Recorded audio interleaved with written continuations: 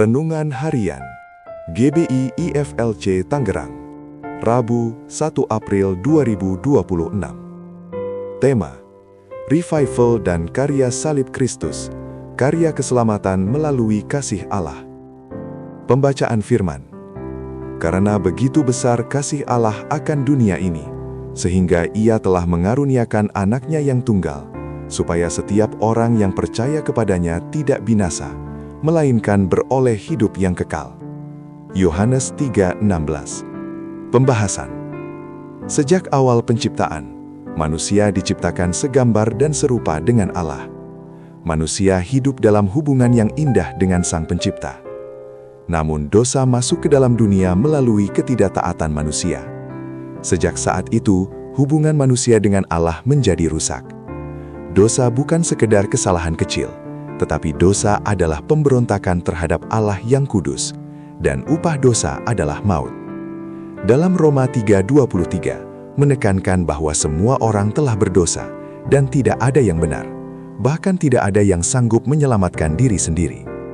Manusia terikat dalam dosa, seperti budak yang tidak mampu membebaskan dirinya sendiri. Sehingga manusia menjadi terpisah dengan Allah, hidup dalam rasa bersalah, ketakutan, dan keterikatan pada kuasa dosa.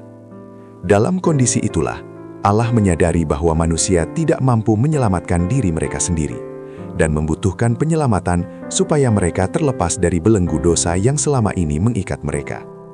Dalam Yohanes 3:16, memberikan gambaran yang sangat luar biasa, bahwa Allah menunjukkan kasih-Nya yang sangat besar bagi manusia, dengan mengutus anaknya yang tunggal yaitu Yesus Kristus ke dalam dunia, dengan tujuan untuk menyelamatkan manusia dari dosa yang selama ini mengikat mereka. Yesus hidup sebagai manusia, merasakan penderitaan, pencobaan, dan pergumulan, tetapi tetap hidup tanpa dosa. Ia datang bukan hanya untuk mengajar, melainkan untuk menggenapi rencana keselamatan Allah.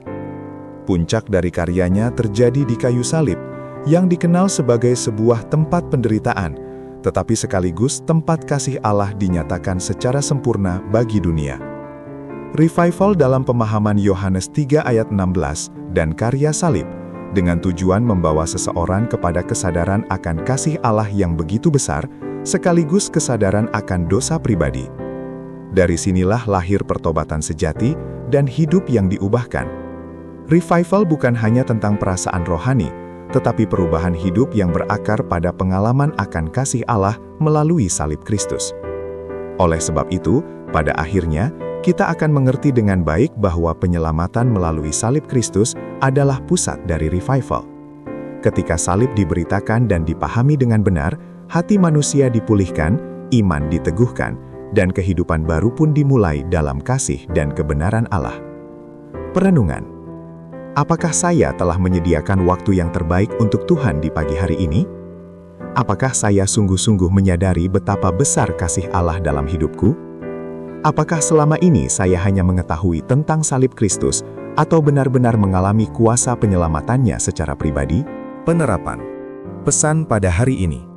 Kita tidak lagi hidup untuk diri sendiri, tetapi untuk Dia yang telah mengasihi kita. Dalam keseharian, ini terlihat melalui sikap hati yang rendah, mudah mengampuni, dan penuh kasih kepada orang lain. Kita belajar meninggalkan dosa, sekalipun itu sulit, karena kita sadar bahwa Kristus telah mati untuk membebaskan kita dari kuasa dosa. Quotes. Kasih Allah bukan sekadar kata-kata, tetapi dinyatakan melalui pengorbanan di tiang salib, dan salib itu menjadi bukti bahwa tidak ada manusia yang terlalu berdosa untuk diselamatkan. Salib Kristus bukan hanya tempat pengampunan dimulai, tetapi juga tempat kehidupan baru dilahirkan. Doa dan permohonan. Bapa yang baik, terima kasih atas firman-Mu hari ini, mengajari kami untuk memahami karya salib Kristus dalam kehidupan kami.